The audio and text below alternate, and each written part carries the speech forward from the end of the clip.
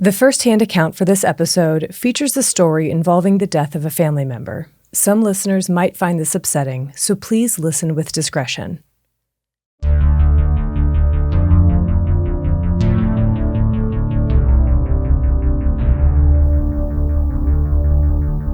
Hi, I'm Erin Welsh. And I'm Erin Updike. And this podcast will kill you. And today we're talking about cholesterol. Today and next week, cholesterol. Because it's kind of a big deal, so it's going to take a while. A pretty big deal. It's a pretty big deal.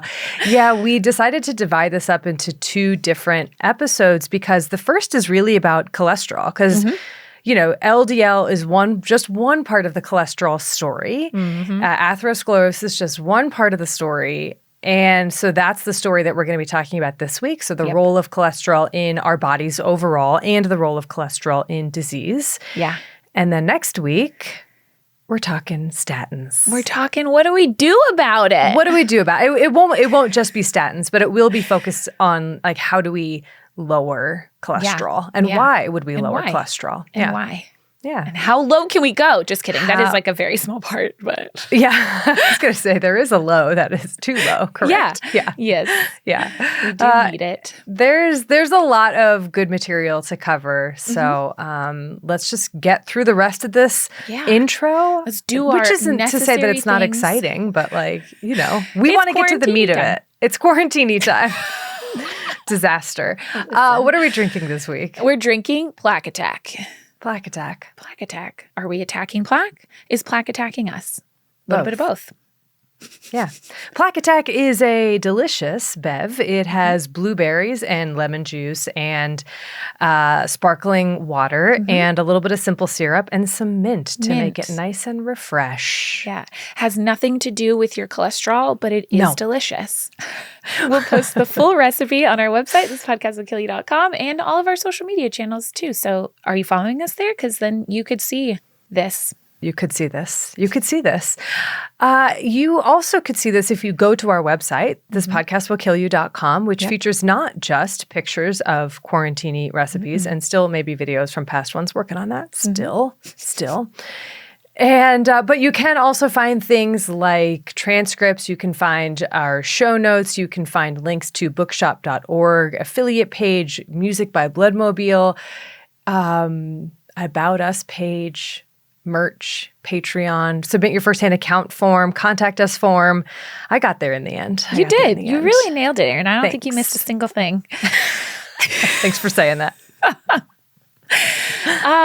That's all we got, right? We can just I think so. Rate, review, subscribe. Do those things. And also, I'll just throw it out there. You know, thank you to everyone who has ever suggested an episode topic. It's really helpful. We love getting topic ideas from you all and feedback from you all. And so keep it up. Yeah. We love it. Also, thank you to everyone who has submitted firsthand accounts. That too. We really do read them all. And sometimes it might take us 2 or 3 years to reach out to you. That doesn't mean even longer at times. I wonder what our record is. Yeah.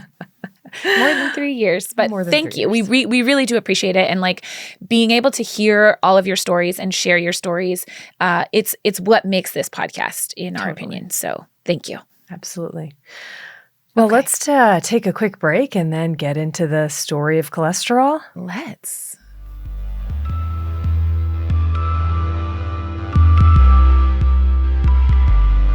Hi, I'm Tori, and I have familial hypercholesterolemia. I think growing up, I always knew my dad was different because he walked with a limp and he spoke weirdly. He couldn't write or do anything, but I didn't know why. And then I remember when I was 10 years old, my mom requesting that I get my cholesterol checked at a doctor's appointment, and they're like, she's 10. I think it was when they sat me down and told me that my dad had had a heart attack, which turned into a stroke when I was a baby. And so that's why things were a little different. And then that the same thing happened to his father. His father was 45. My dad was 47 when he had his heart attack. And then they told me what causes it and why they're worried that I could have it. When I was 14, my cholesterol was 232, which not good. And they told me like, oh, diet and exercise, come back in a year. And it was 231. And so we were like, this is something more. It's not just lifestyle.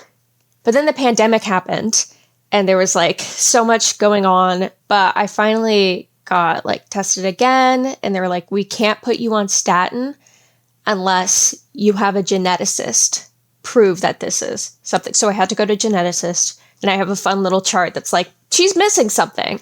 That's now what I live with. I'm on statin for the past 2 years. My cholesterol is 197. Still a little high.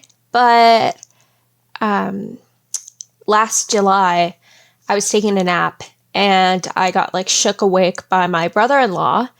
And I hear like sobbing in the background. And I remember being told, we have to go to the hospital right now.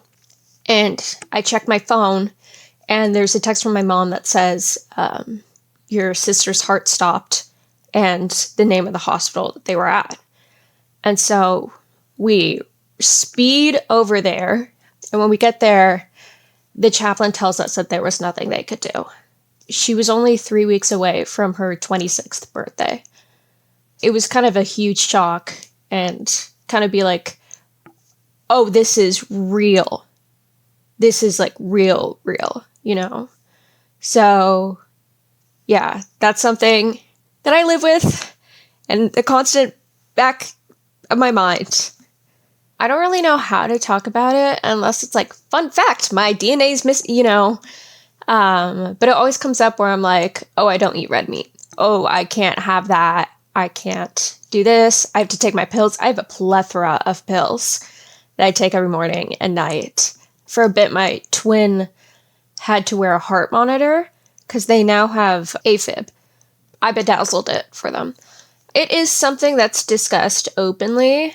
I think that fear has gotten really largely into my mom's head. And she's like, you have to take this, this, and this. And are you doing like your exercises and stuff like that? And so I think it is just very established that this is a fear. It's a huge part of my life, and then it's a huge part of my anxiety, where it's like, this could be it, but I think just realizing that this is going to be the rest of my life, and it may not be as long as, you know, others. And my dad was lucky to survive his heart attack. His father and my sister were not. So it's just kind of this like constant worry that this might happen. And a lot sooner than you think.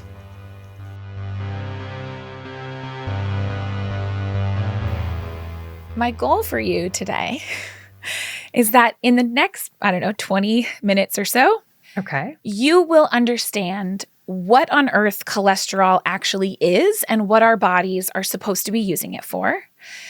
And then what your doctor actually means when they talk about your quote unquote cholesterol and why those levels matter for your health. All right? Love this. Okay. So cholesterol itself is a type of lipid molecule. And we think of lipids as fats. Technically, fats are just triglycerides, but whatever. Think of them as fats. And it's specifically a type of lipid called a sterol, like cholesterol. Sterol. Okay. Cholesterol is just a string of carbons and hydrogens and one oxygen that's formed in these little rings. There's like 4 rings together. So it's a pretty rigid molecule. And cholesterol is an essential molecule for all animal life. And really, nearly all kinds of life on Earth need things like cholesterol. So plants, they don't make cholesterol really, but they do make a whole bunch of other very similar compounds called phytosterols. Mm-hmm. Phytosterols. Phytosterols? Anyway. I'll accept both. Thank you. And fungi make their cell membranes out of something called ergosterol. Mm-hmm. Okay, sterol also. And one of the biggest things that sterols, like cholesterol for us animals, does is provide shape and structure to our cell membranes. So cholesterol molecules are interspersed throughout all of our cell membranes, like the outside of our cells, which is called our plasma membrane. And then also all of our organelles inside of our cells also have membranes that also have cholesterol within them. And what this does is provide just the right amount of rigidity and structure without being like too solid, okay? Right. Cholesterol molecules are also moved back and forth across these cell membranes. They interact with proteins, both inside and outside membranes, and they serve as signaling molecules that helps our cells communicate like within the cells, like between organelles, and then also between cells themselves. Mm-hmm. It's cholesterol kind of a big deal. Does a lot of things. It really does, because I'm not even done. The backbone of cholesterol, those ring structures of carbons and hydrogens, are also the precursors to all of our steroid hormones. Yes, so that's they are. Estrogen, testosterone, cortisol, all of them, and vitamin D, and our bile acids, which we learned in our gallbladder episode. It's pretty freaking important. So, suffice to say, we need cholesterol in order to be alive, right? Totally. Where do we get it from? Let me tell you.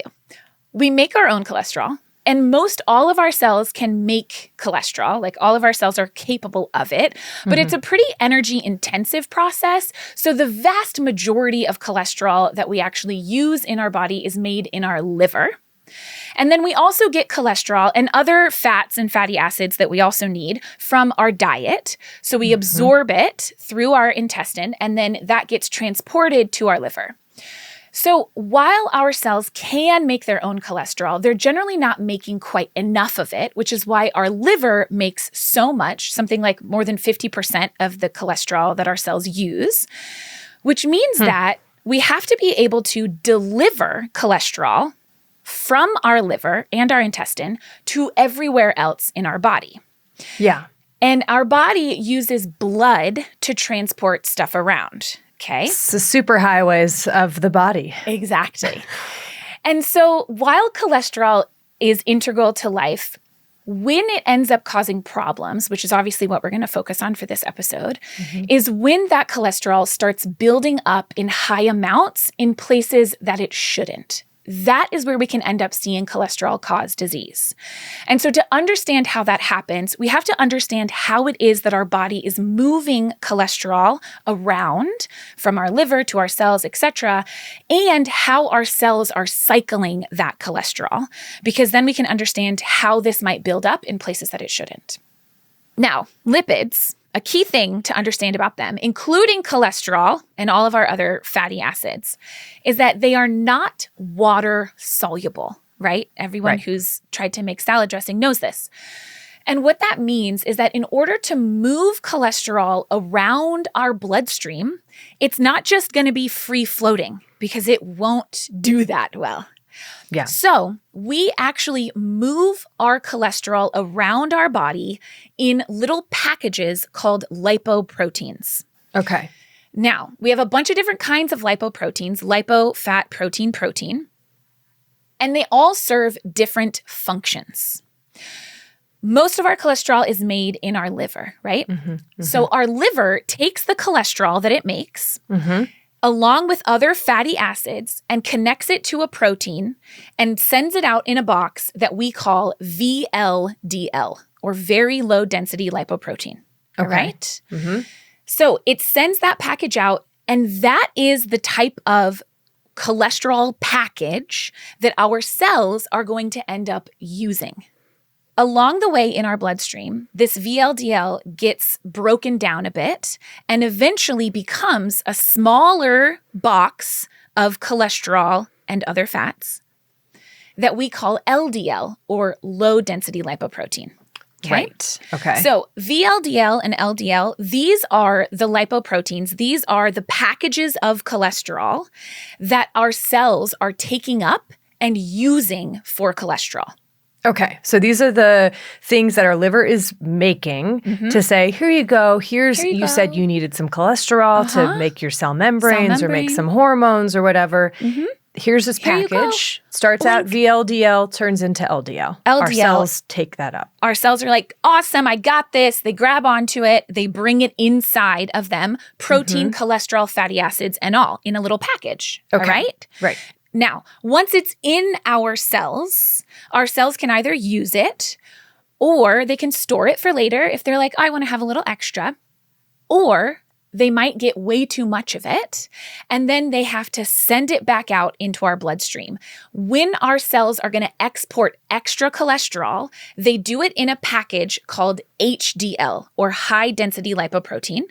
Okay. And that is the cholesterol that's being transported from our cells back to our liver so that our liver can recycle it or excrete it into bile acids or whatever our liver's going to do with it. That makes sense. So this is LDL being the, quote unquote, bad cholesterol. Quote unquote bad, because this is what's going from our liver out to our cells, floating around in our bloodstream, and it's small and it is sticky. So it can get stuck in places in our bloodstream, but it's also what our cells need to take it up and use it. Right. And then HDL is what's going from our cells back to our liver to be recycled. Okay, what's the relationship between, or maybe this is jumping ahead, but like the relationship between VLDL and LDL, what decides how much your liver is making? If high LDL is the problem, what's that feedback cycle like? Oh, this is a really, really good question, Erin. The balance between how much of the different types of cholesterol packages that we have, VLDL, LDL, HDL, whatever it is, it depends on a lot of different things. It depends on how much your liver is making. And some of that is just genetic. Yeah. Some of that might have to do with your dietary factors. We know that like diets that are high in fat, especially saturated fat, increase the total amount of all these types of cholesterol in your bloodstream, all these different cholesterol packages. We don't know why though. It also is going to depend on how good your cells are at taking this cholesterol out of your bloodstream.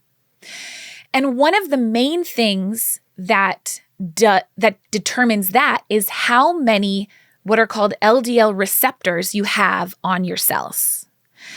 These are like Velcro mitts that grab on to those LDL packages of cholesterol really efficiently and pull them into the cells so that those cells can use them.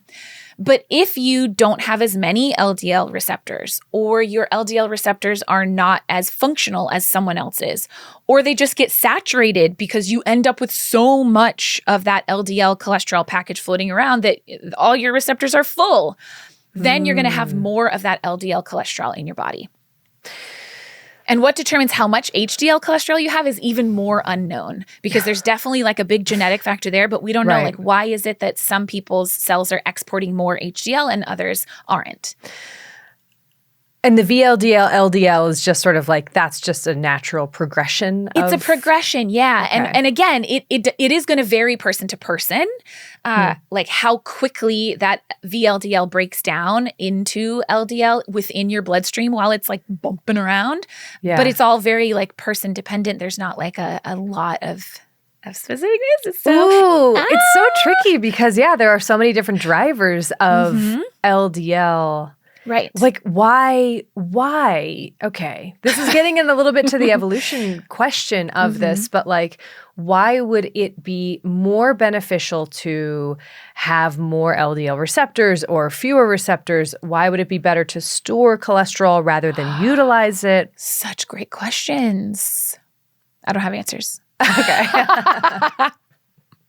I had a feeling you were going to say that. You know I never do. But no, those are all really good questions, because that is really the determinant of whether cholesterol is going to become a problem. Yeah. Is if it is building up in the wrong places or at the wrong times. And there are actually a whole bunch of diseases that I'm not going to get into any detail on today that are where cholesterol is building up not outside of our cells, not in our bloodstream, but actually inside of our cells. So you can get buildup of fats and cholesterol after that cholesterol has been taken up into our cells if you can't export it, right?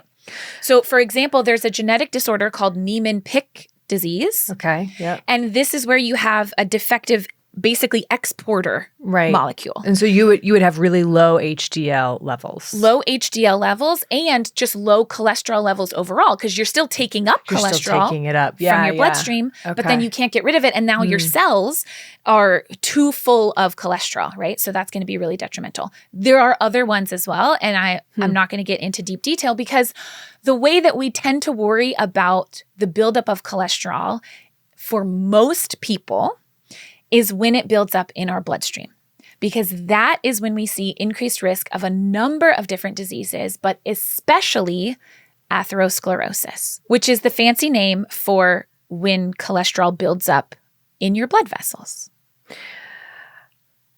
Okay, so cholesterol meaning these packages, these LDL packages specifically. Well, yes. So here's what happens. When you have high levels of these LDL packages, or not just LDL packages, but other like VLDL, like other cholesterol packages that are not HDL, okay? Non-HDL cholesterol, if that's high levels in your bloodstream, then sometimes, because many of those particles, especially LDL packages, are small and sticky, in our blood vessels, especially maybe at, say, bifurcations, like somewhere where your blood vessels split, or a curvature, or a place where you got damage for some reason or another, those molecules can get stuck along the walls of our blood vessels, and they get just underneath the first layer of cells into the wall of our blood vessel. And once they are there, those packages kind of disintegrate, and then you do have just free cholesterol molecules in the wall of our blood vessel. And our immune system is like, whoa, dude, you're not supposed to be here. You're only supposed to be inside of cells or attached to your little protein package. What the heck are you doing here? So our immune system triggers a huge inflammatory response. And then that cycle basically can kind of continue. More cholesterol gets stuck because there's inflammation in the wall of your blood vessel. That triggers more inflammatory markers to come in. And then over time, you get this buildup of actual free cholesterol, not just these packages, but like cholesterol floating underneath the wall of your blood vessel. Okay. And then as these plaques build up, and our body is trying to respond to it, eventually we build this kind of fibrous cap over it. Our smooth muscle cells build a cap, and eventually they calcify. And that's all our body's response to try and stop this thing that's in the walls of our blood vessels from taking over, essentially. Okay. So it's essentially a numbers game in that, you know, we can throw things like the LDL receptors in there, but ultimately it comes down to how much LDL is in your bloodstream that is not being taken up by cells for whatever reason. And that just is associated with more of these little clogs, sort of sticking to the walls of your arteries, and then that cholesterol leaking out into the actual lining, causing inflammation and an immune response, which then leads to hardening and plaques, et cetera, and problems down the line. Exactly. Or immediately. Yeah. Or immediately. Yeah. So those problems could be that the plaque gets so big that it actually blocks the vessel entirely. Or it could be that the plaque gets big and then becomes unstable and a chunk of it breaks off, travels farther down and blocks smaller arteries. Okay. That's cholesterol and how it causes atherosclerosis. That's as short as I could make it, Erin. Tell me about the relationship between LDL and things like age, things like diet. I know you mentioned saturated fats, but and you said we don't know the mechanism. And then also some hard numbers here. Like, what levels are we talking about? And what is important to consider? Like, what is that? If you have a high LDL, is that a snapshot in time? How long has it been high? Oh, these are really fun questions. So yeah, in general, Your total amount of cholesterol, and when we're measuring your total cholesterol, we're measuring all these different types of packages, right? We're measuring the HDL packages, we're measuring the LDL packages, we're measuring all the packages. It is going to go up as we get older. Why? I don't know. Okay. Is it because our LDL receptors that are taking this up are getting less efficient or not being recycled as easily? I don't have a perfect answer for you, but cholesterol does go up as we get older. So that is one of the biggest risk factors for atherosclerosis in general, is just age. And we can't do anything about that. You also asked about diet and other things that are going to influence it. Diet can have, and not just diet, also like physical activity levels. And what types of, especially fat, so saturated fat versus unsaturated fat versus dietary cholesterol versus how many carbohydrates you're getting. All of that is going to affect your body's cholesterol levels and all the different like ratios of these different packages that we have. And we don't fully understand the exact mechanisms of how this happens. But what we do know is that diets that are higher in saturated fats tend to increase both your total amount of cholesterol and specifically your LDL cholesterol levels. Okay. But not your HDL cholesterol levels. Your body maintains a fairly consistent ability to produce HDL. And so HDL is independent of LDL levels. Yeah. Okay. Yeah, they're not directly connected. Okay. There are things that you can do that will sort of shift their proportions, right? Right. Increasing physical activity is actually one of those that ends up increasing the amount of HDL and lowering the amount of LDL. But there are lots of other things that might just affect one versus the other. HDL is one of the harder ones because it's just really, we don't fully understand, like, how do we know that having higher levels of HDL is protective against heart disease. Right. But we don't know why exactly. We don't know exactly what levels it's at, and we don't really have a lot to do to try and increase somebody's HDL, for example. Okay. Isn't that interesting? And so go ahead. And you asked about hard numbers. Yes, right? yes. Now, these are going to depend a little bit on which guidelines that you're looking at and things like that. But like right now, the general consensus is that quote unquote ideal levels of LDL cholesterol would be less than 100 milligrams per deciliter in your blood. Okay. Does that mean that if you have more than 100, you're going to have plaque buildup and you're going to have a high risk of heart attack? No, absolutely not. But we know that levels above 100 are associated with higher risk than levels below 100. And we know that it's not quite like a linear relationship, but it is definitely an increasing risk with increasing LDL levels above 100. Yes. Right? Okay.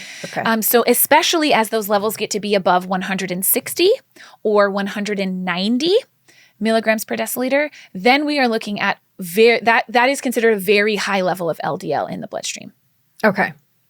And total cholesterol, again, it's going to vary. Usually under 200 or even under 160 would be considered ideal total cholesterol. And that's going to be, again, a measure of your LDLs, your HDLs, and all the other types of lipoprotein cholesterol packages. Okay. Okay. And so when people talk about lifestyle modifications for managing cholesterol levels, is that mostly geared towards decreasing LDL with the kind of beneficial side effect of also hopefully increasing HDL if it's something like exercise or certain types of food that have an impact on both? That's exactly what it is. Okay. Yes. Yeah. Okay. It's all about dietary intervention. So decreasing saturated fats, increasing whole grains and plant-based proteins that have higher amounts of unsaturated fats. Yeah. And then increasing physical activity. Okay. Now, atherosclerosis or heart disease, cardiovascular disease, which are not all exactly the same thing, but I'm using them interchangeably. That is not the only thing that's associated with high levels of cholesterol or high levels of LDL cholesterol, right? There are a lot of other things that are associated. And even when we hear the term cardiovascular, you might think that's only your heart. And yes, I'm talking about heart attack. I'm talking about heart disease, but I'm also talking about stroke. Mm-hmm. I'm also talking about chronic kidney disease, peripheral artery disease. Mm-hmm. And there's a whole range of other diseases that the more that we look for associations between high levels of LDL and other diseases, we find them. Liver disease. There's also strong associations between certain types of lipoproteins and an increased risk of Alzheimer's disease. Mm-hmm. And even though that's only like a strong association with one type of this like lipoprotein cholesterol package, it does look like lowering total amounts of LDL cholesterol can also lower the risk of Alzheimer's disease. Mm-hmm. Right? So there are these other associations. There's some thought that there's associations with cancer, and we just don't know the exact mechanisms of all of this. But high levels of LDL cholesterol are associated with this increased inflammatory response and this buildup of cholesterol, especially in the arteries in your blood vessels. So that's cholesterol, Erin. There's a lot more detail, but I got to be done, you know? It's a strange beast. Yeah. So can you tell me, I don't even know. You don't even know.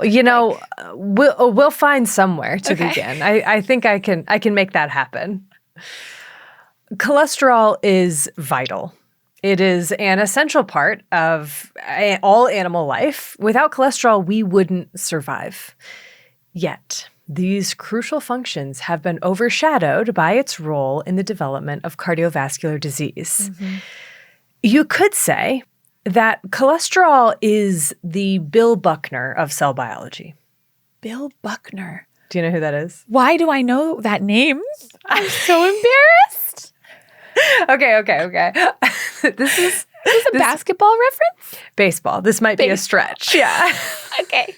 Give it to me. But once I landed on it, I was like, I can't let this go. I'm going to force this analogy. Okay, Bill Buckner was a Major League Baseball player, really a well-rounded player, had over 2,700 hits over his career, which spanned over 21 seasons, which is huge. Really, he was someone that you wanted on your team. Okay. Great player. But in the 1986 World Series, while playing first base for the Red Sox, it was the bottom of the 10th inning, and in Game 6, and he missed a ground ball. It went right through his legs. Oof. Brutal, right? Brutal. The error clinched the game for the Mets, and they went on to win the next game, making them World Series champs. Oh. And this is like Boston, right? So like Boston sports fans are known to be incredibly forgiving and understanding. They will never forget. Yeah. No, I think after the Red Sox won in the 2000s, there was like okay, we forgive you, Bill Buckner, type of a thing. But it only took almost 20 years. I have to know, Erin, did you like already know this about Bill Buckner? How did you? Okay. I have felt so such compassion for Bill Buckner. I think I saw it on some sports special when I was like in high school or something. And I was just like, I was heartbroken because he was so reviled after this happened. And it was one mistake, first of all. I mean, I could go into this. It was also like the pitchers had already blown the lead. It was Game 6, so they still had one more game that they could have won. But somehow all of this came down to Bill Buckner. You need a guy. He was the scapegoat for sure.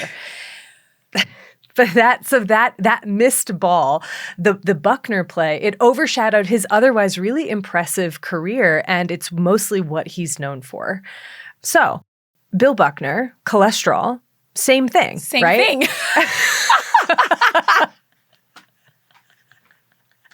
Both, admirable, should be appreciated for more than they are, well-rounded, but they're overshadowed by this bad reputation. The only difference between the two that I could discern is that Bill Buckner is undeserving of the hate that he got, whereas cholesterol has earned its bad reputation, at least in certain contexts. I love this. I will never forget this analogy. I'm so glad. Cholesterol and Bill Buckner. I don't think it's going to help anyone studying for a test, but hopefully it'll bring more appreciation for Bill Buckner. Okay, but today what I want to do is tell you how cholesterol earned this bad reputation. Our story begins around 2.5 billion years ago with the Great Oxygenation Event. Oh, that's Classic. not the first time that we've gotten to start this podcast this way, and I just love it. I'm like, man, we should just do an episode on that. I think it was our hemochromatosis episode when I talked about it and the importance of iron. But then there was something you talked else about it more recently. Yeah.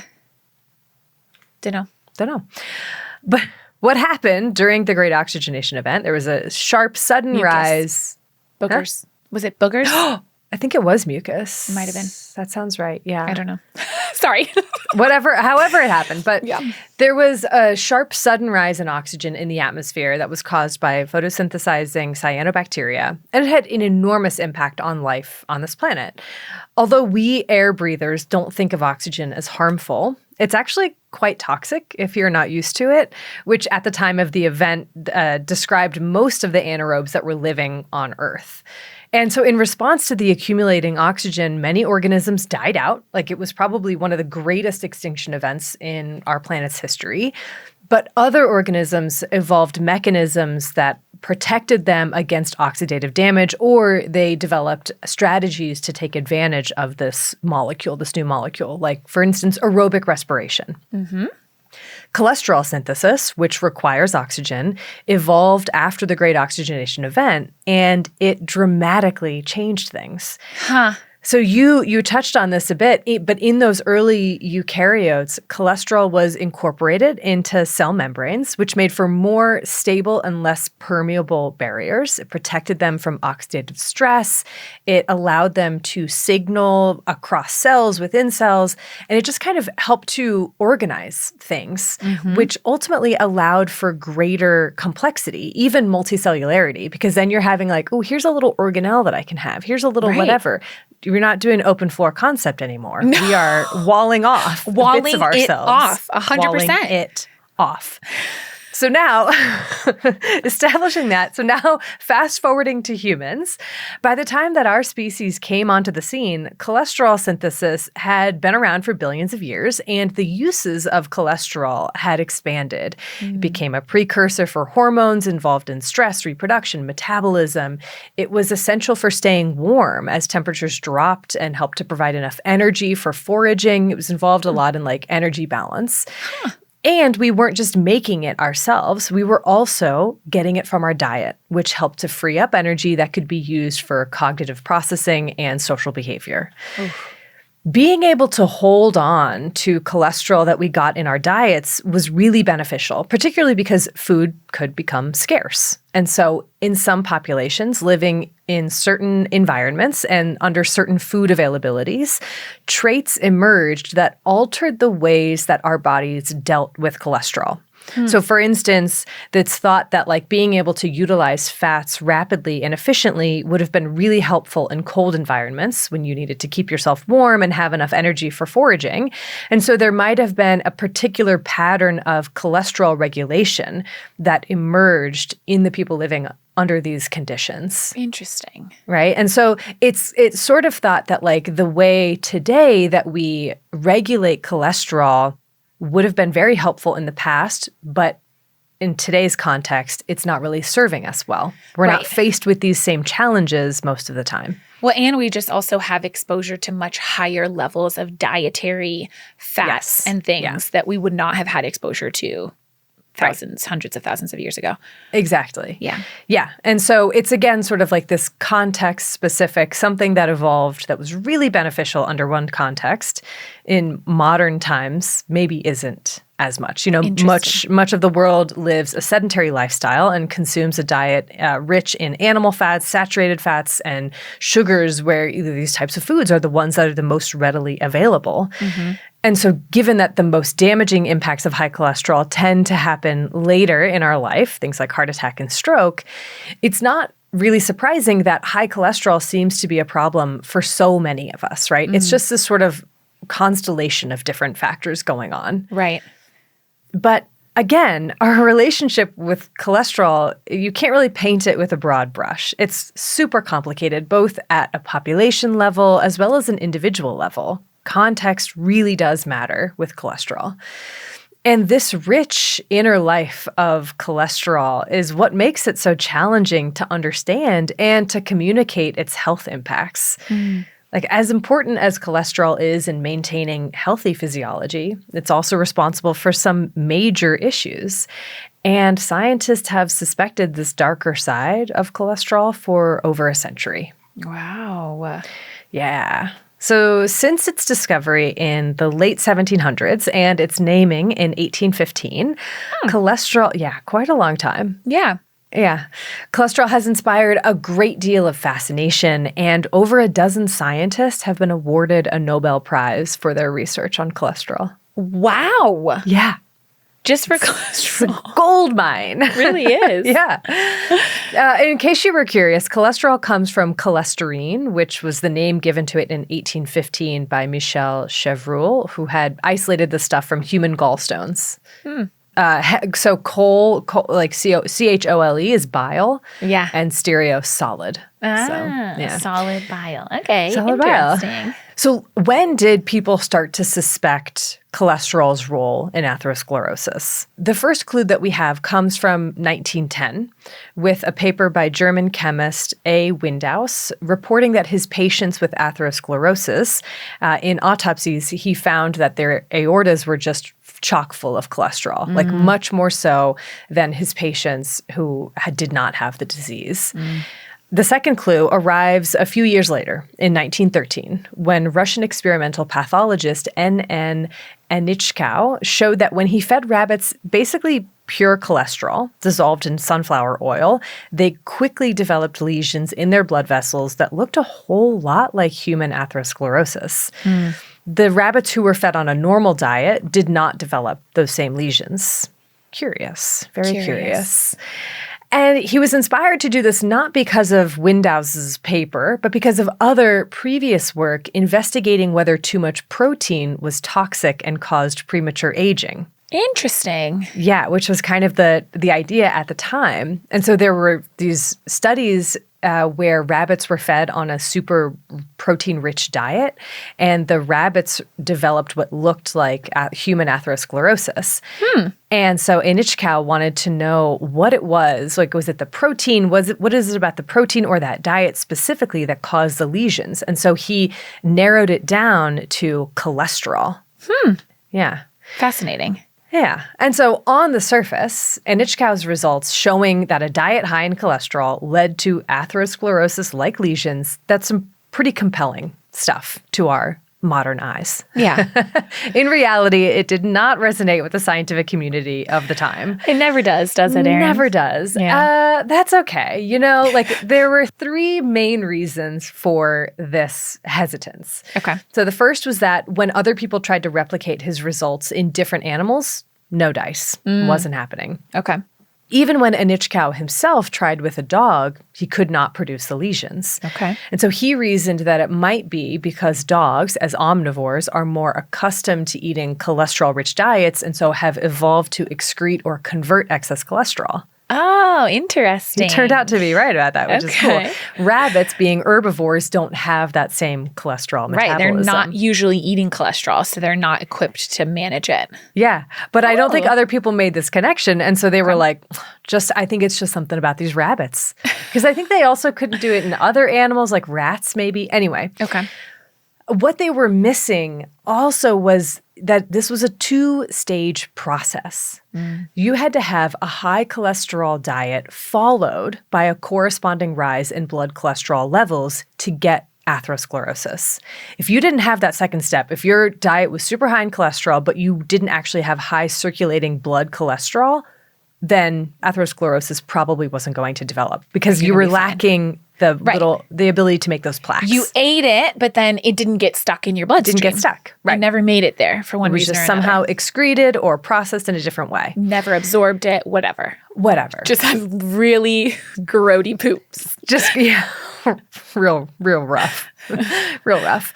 But the second reason that his results were met with skepticism was the blood cholesterol levels that he was inducing in these rabbits were staggering. It was like 500 to 1,000 milligrams per deciliter and above. Of total cholesterol? Of total cholesterol, yeah. Which is like way higher than it gets for most humans. Yeah. If I saw that, I would be when I get to the 300s, I'm like, we need to do something. Thank you. Oh, just wait till later. I don't know if it's this episode or next, but so it was kind of like, enough of anything is deadly, but like that's just not realistic. This is not what we're seeing. No.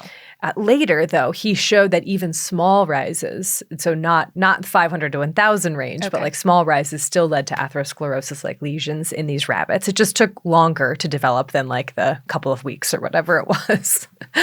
And then one last thing, the third thing that held him back was the prevailing view of atherosclerosis at the time. When his work was being published, atherosclerosis was seen as an inevitable part of the aging process. Interesting. Something that took decades to develop. And so how on earth could these rabbits showing these atherosclerotic lesions within months or weeks of eating lots of cholesterol, how could that be a reasonable model for human disease? It just didn't seem plausible. Doesn't make sense. Yep. Interesting. That skeptical sentiment followed Anichkow for decades as the senescence hypothesis of atherosclerosis proved particularly stubborn to dislodge. For his part, Anichkow pursued this line of research for 50 years. Like he was like singularly focused on like, I want to understand cholesterol and what's going on here till the end of his career. And I just wrote this little comment here. I wonder too whether global politics came into play because there's like Cold War stuff. He was friends with Stalin apparently. And so I'm wondering if there was just sort of like, we're going to distrust you. Right. You're not a person that we want to hear from. Yeah. Okay. Yeah. I don't know.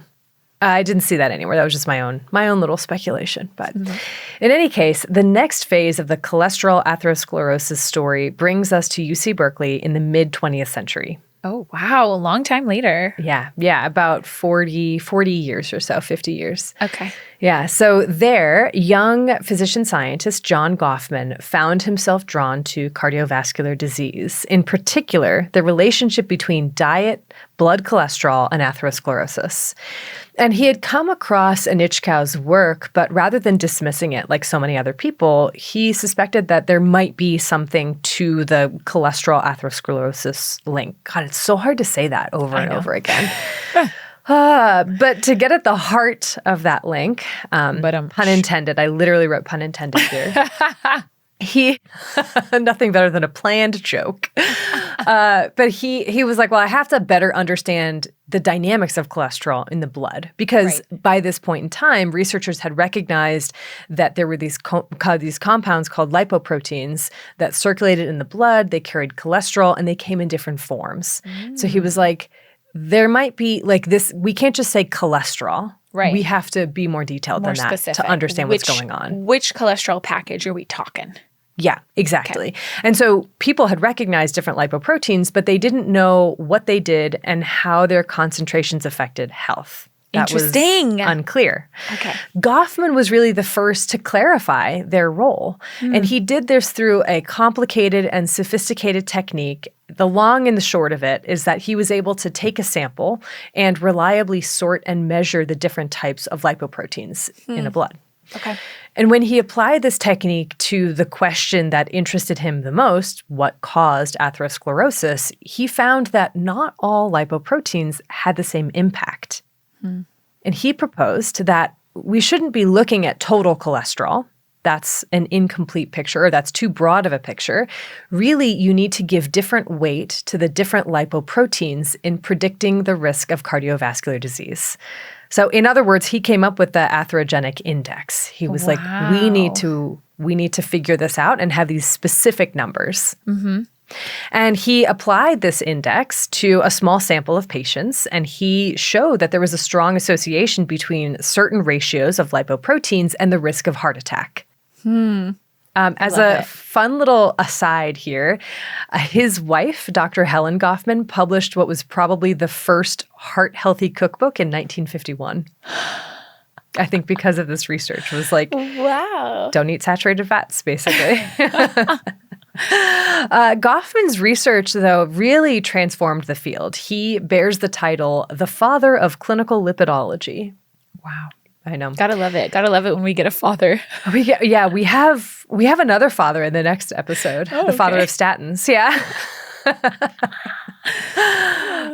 But his central hypothesis linking certain cholesterol-carrying lipoproteins with heart disease, once again, it met with resistance. Understandably so, to a degree. So first of all, he didn't have a mechanistic explanation as to why this would cause disease. That would have to wait for a few decades. And secondly, his sample sizes were fairly small. They weren't prospective, meaning you couldn't draw firm conclusions about causality. Like which came first? Was it cholesterol or heart disease? Did you have heart disease and that is what caused your high cholesterol? Right. Yeah. So doubt lingered. And things were getting heated. The quote-unquote cholesterol wars that began in the 1950s reached new heights in the 1970s. Oh, yeah. Cholesterol wars, decades long. Cholesterol wars. More than salt wars. Honestly, I would say more contentious than salt wars. Interesting. In my reading of it, yeah. Tell me all about it, Erin. Yeah.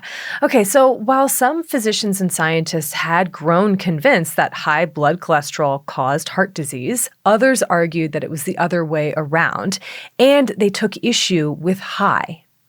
Where do you draw the line? What does high mean? Okay. Yeah, okay.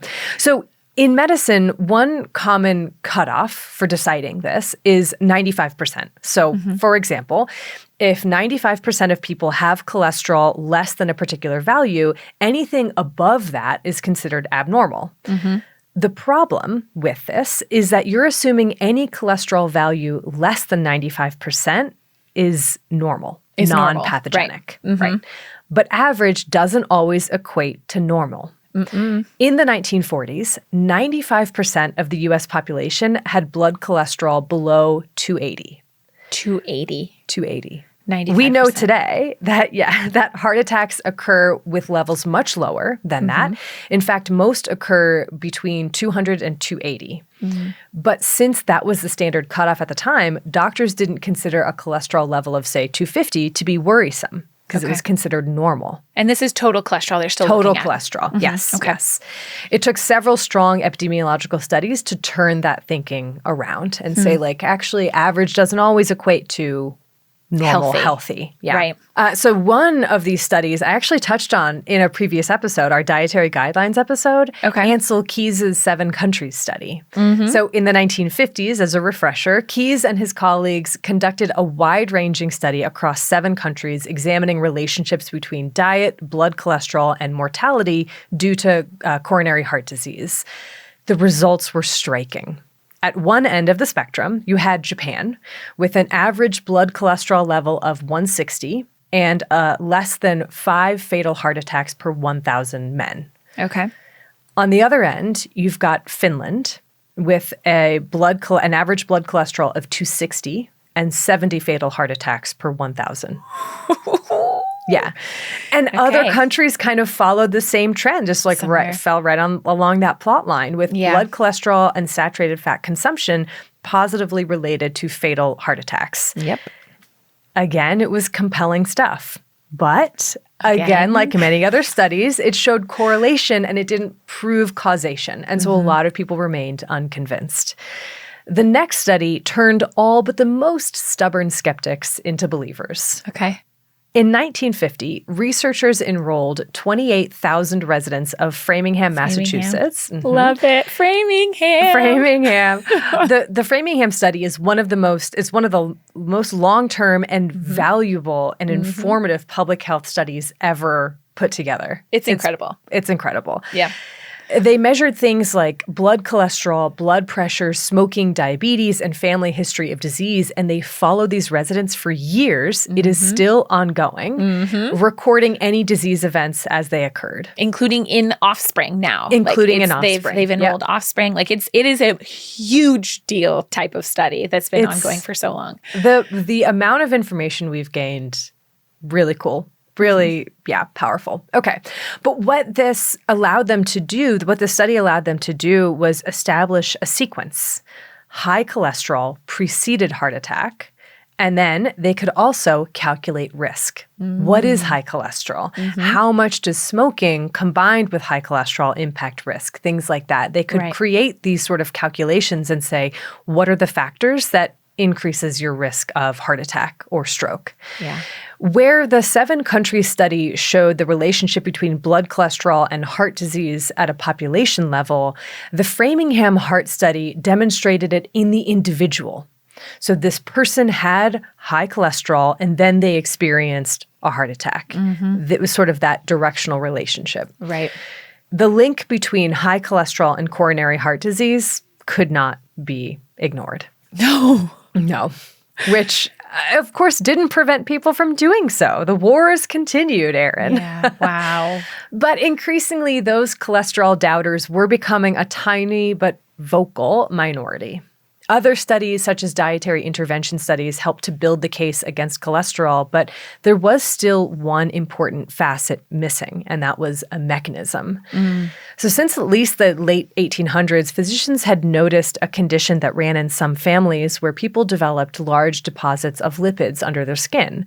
Members of these families were very prone to develop severe cardiovascular disease at early ages, with some experiencing heart attacks in the first 10 years of life.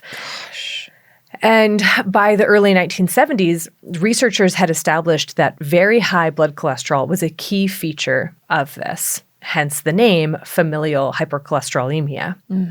But they weren't sure what caused it or its role in disease development particularly. They were like, okay, there's clearly a genetic link, but like, what's the mechanism here? What is that mutation that leads to these high cholesterol levels? Exactly. What is going on that is causing this person's cholesterol to be so high and then resulting in negative health outcomes? Like, why? Why?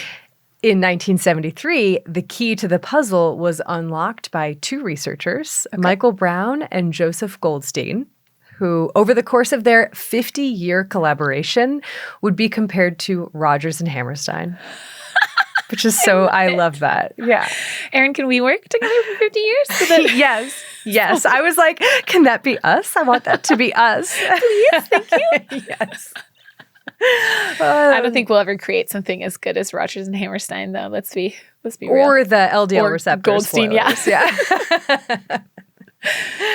But Brown and Goldstein, they were fascinated by the mystery of familial hypercholesterolemia, and they wanted to figure out what caused such high levels of LDL in the blood in affected individuals, because that was really one of the key features of this was high LDL. As they discovered, it wasn't that there was too much LDL being produced. It was that too little LDL was being taken up by the cells. I love this so much, Erin. So the cells of people with familial hypercholesterolemia lacked receptors that would allow them to scoop up the LDL from the bloodstream. So they didn't have those little Velcro hands. Right. They didn't have enough Velcro hands. So LDL just kept piling up, circulating with nowhere to go. And over time, it just, again, it's a numbers game. It's going to lodge into the blood vessel walls. It's going to cause a blockage, inflammation, plaques, et cetera, et cetera. Yeah.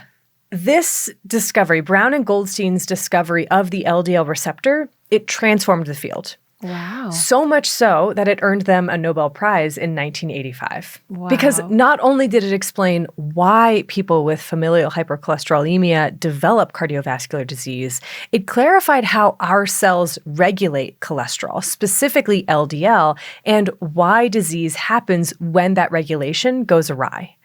So it was a major, major step forward in solidifying the cholesterol heart disease link, and it opened these different pathways to treatment. Ding. Can we do something about this receptor, for instance? Yeah. Did it end the cholesterol wars? Not necessarily. It really didn't. The debate continued, but it had lost a lot of steam. The advent of cholesterol-lowering drugs like statins changed the conversation by turning cardiovascular disease from a disease to manage into one to treat, even or prevent potentially. Yeah. But as we'll see next week, their use has also been met with a hefty amount of skepticism. And so the cholesterol wars really continue through today. And it is so interesting, Erin, how much it is really hard, I think, to find someone who doesn't at least agree that high levels of cholesterol put you at high risk for heart disease. Yeah.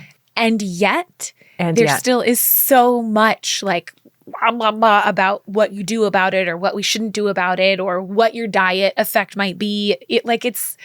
I can't wait for next week. There's a lot more to cover next week when it comes to the story of statins and how the role that they have played in changing our approach to managing and preventing heart disease.